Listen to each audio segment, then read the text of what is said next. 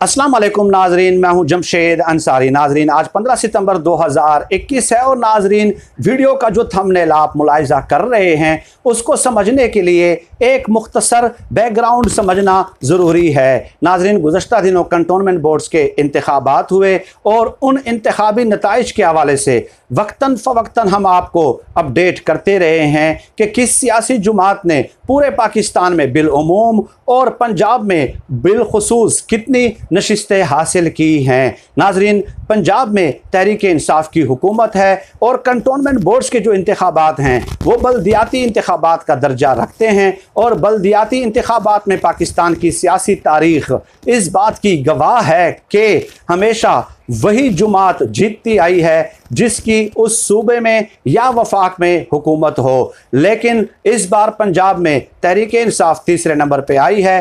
कुल 113 नशिस्तों में से पंजाब के 113 नशिस्तों में से 28 नशिस्तें हासिल करने में कामयाब हुई है और 32 नशिस्तों पे नाजरीन आज़ाद उम्मीदवार, जबकि 51 नशिस्तों पे लीगी उम्मीदवार कामयाब हुए हैं। और साथ ही नाजरीन ये भी याद रखिए कि इस बार कंटोनमेंट बोर्ड्स के इंतखाबात में लाहौर में 19 में से 3 नशिस्तें तहरीक इंसाफ जीतने में कामयाब हुई है, जबकि जब तहरीक इंसाफ 2015 में अपोजिशन में थी तो 19 में से 5 नशिस्तों में कामयाब हुए थे। इसलिए ये सूरत हाल इमरान खान साहब के लिए कतई तौर पे काबिल कबूल नहीं है। चुनाचे इस सूरत हाल का इदराक करते हुए और नोटिस लेते हुए इमरान खान साहब आज लाहौर का दौरा कर रहे हैं। मुमकिन है जब ये वीडियो अपलोड हो तो उस वक्त वो लाहौर में मौजूद हों और आपको अहम ब्रेकिंग न्यूज़ भी मिल रही हों। नाजरीन, इमरान खान साहब ने डंडा उठा लिया है और उस्मान बुज़दार को हुक्म जारी किया है, अहकामात जारी किए हैं, खिंचाई की है कि मुझे हर सूरत ज़िम्मेदारों का तयन चाहिए। चुनाचे ख़बरें नाजरीन ये आ रही हैं, इस हवाले से 2 वीडियोस मैं ऑलरेडी अपलोड कर चुका हूँ कि टिकटों की तकसीम में बहुत सारी गलतियाँ हुई हैं, बेज़ाब्तियाँ हुई हैं और ख़बरें ये भी हैं कि तहरीक इंसाफ के मुख्तलिफ रहनुमा आपस में इख्तिलाफ़ात का शिकार थे।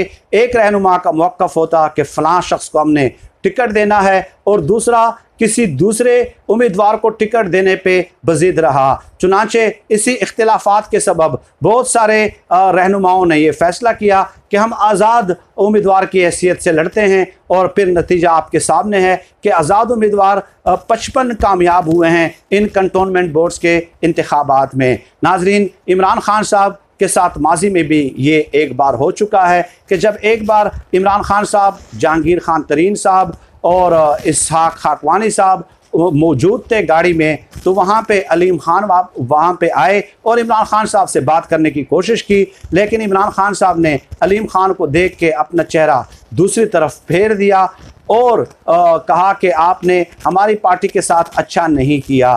तो बाद अज़ा पता चला कि मामला ये था कि जहांगीर के अलीम खान ने अपने मनपसंद लोगों को टिकट दिए थे और जिन जिन लोगों को अलीम खान साहब ने टिकट जारी किए थे वो उनमें से अक्सरियती उम्मीदवार हार गए थे। इस बार भी ऐसा ही कुछ मामला हुआ है कि तहरीक इंसाफ के मुख्तलिफ रहनुमाओं ने टिकटों में बेज़ाब्तियों से काम लिया है, मनपसंद अफराद को टिकट देने की कोशिश की है और उसका नतीजा बिल्कुल आपके सामने है। इमरान खान साहब ने कल वफाकी काबीना के इजलास में भी वज़ीर आला पंजाब पे की सरजनश की है, मुख्तलिफ रहनुमाओं की क्लास ली है कि ये आप लोगों ने मेरे साथ क्या कर दिया है। यानी कि अगर आप गौर करें नाजरीन, तो अगर स्टेक पे लगी है सियासत तो वो इमरान खान साहब की लगी है। 24 साल सियासी जिद्दोजहद तहरीक इंसाफ को खड़ा करने में अगर सबसे ज़्यादा किरदार है तो वो इमरान खान साहब का है। बाकी तो बहुत सारे लोग लेफ़्ट राइट से आए हैं और अगर खुदा न खास्ता वो इसी तरह मन मर्जी करते रहे, मनपसंद अफराद को टिकट देते रहे तो कल को यही नताइज आएंगे और फिर अगर किसी और की हुकूमत आएगी तो ये लोग उसी पार्टी में प्रवास कर जाएंगे और इमरान खान साहब से कहेंगे कि अल्लाह हाफ़िज़ खान साहब, हमारा और आपका साथ इतना ही था, इससे आगे बढ़ के हमारा साथ नहीं होता। हमारी तारीख़ यही है भाई कि जिस की हुकूमत होती है हम उसी पार्टी में कूच कर जाते हैं। खैर, अब नाजरीन ये जो इंतखाबात हुए हैं कंटोनमेंट के इलाके में हुए हैं, यानी जिनको छावनी कहा जाता है, जहाँ पे फ़ौजियों की अक्सरियत बहुत ज़्यादा होती है। इंतखाबात तो इलेक्शन कमीशन ने कराए, लेकिन फ़ौजियों के ज़ेर निगरानी हुए और फ़ौजियों ही के इलाके में हुए। अब चाहिए तो ये था कि अपोजिशन की जानिब से डंडोरा पीटा जाता कि इलेक्शन में धांधली हुई है, लेकिन ख्वाजा आसिफ साहब का ट्वीट आया है कि बड़े साफ और शफाफ इलेक्शन हुए हैं। इससे पहले हम सियालकोट में इसलिए हार गए थे कि वहाँ पे धांधली हुई थी, यानी कि फ़ौज ने धांधली कराई थी, लेकिन अब इस बार हम जीत गए हैं क्योंकि अल्हम्दुलिल्लाह ख्वाजा आसिफ के बकौल इस बार कोई धांधली नहीं हुई। यानी कि मतलब क्या हुआ कि अवाम के सामने तो आप ये कहते हैं कि फ़ौज धांधली कराती है। अब जब कंटोनमेंट के इंतखाबात छावनियों में फ़ौज के इलाकों में जहाँ पे फ़ौजी ज़्यादा मौजूद होते हैं उन्हीं के ज़ेर निगरानी ये इंतखाबात हुए हैं, लेकिन ये धांधली ज़दा नहीं है। चुनाचे इस पर तबसरा और तज्जिया करते हुए चंद लीगी यूट्यूबर्स हैं और एक लीगी यूट्यूबर है इमरान शफकत साहब। ये वही हैं जिन्होंने जस्टिस काजी फ़ाइज़ ईसा साहब की अदालत में दरख्वास्त जमा कराई थी सहाफ़त की आज़ादी की आड़ में, आज़ादी इजहार राय की आड़ में, और बाद में फिर पता चलता है कि इनका प्लान खुफिया मंसूबा ये था कि जस्टिस काजी फ़ाइज़ ईसा साहब इस दरख्वास्त को कबूल करेंगे और उसके बाद DGISI और जनरल कमर जावेद बाजवा साहब को नोटिस जारी करेंगे। तो इस सूरत हाल के हवाले से इमरान शफकत साहब ने टाइटल भी यही दिया है कि फ़ौज की मरियम नवाज़ से नफ़रत मोहब्बत में बदल गई है, और फिर कहते हैं कि इन इंतखाबात के नताइज आने के बाद जो कि फ़ौजियों के इलाके में हुए हैं, लोग ये कह रहे हैं कि फ़ौज की मरियम नवाज़ के साथ जो नफ़रत थी वो मोहब्बत में बदल गई है।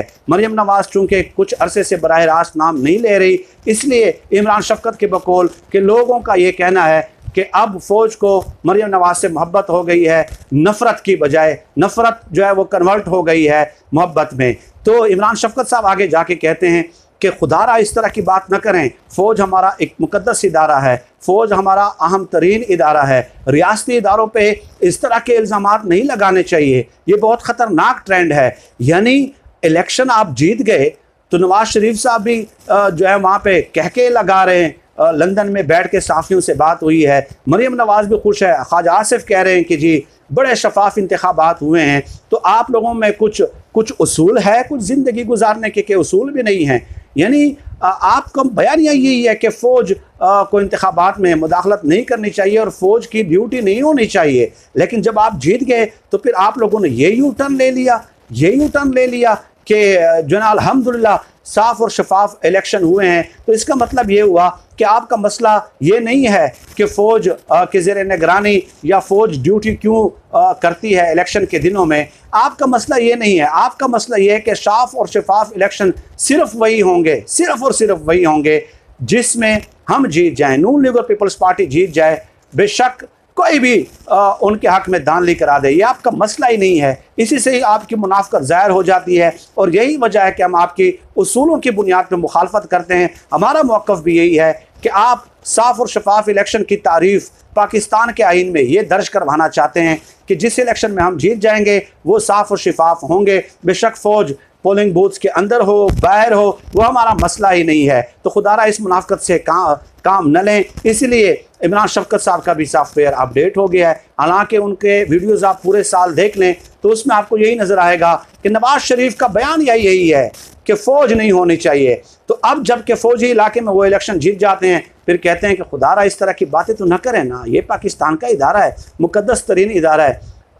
मुझे नहीं समझ आती कि कब्र में भी क्या आपने नवाज़ शरीफ को जवाब देना है, क्या आपने किसी सियासी जमात के रहनुमा को बयान देना है, जवाब देना है। तो इस तरह का मुनाफिकाना रवैया जो है हम वक्तन फ़वक्तन एक्सपोज करते रहते हैं ताकि लोग इनके इंटेलेक्चुअल करप्शन के शर से महफूज रहें। फिल वक्त नाज़रीन आज की इस वीडियो में इतना ही। पाकिस्तान जिंदाबाद। अल्लाह हाफिज़।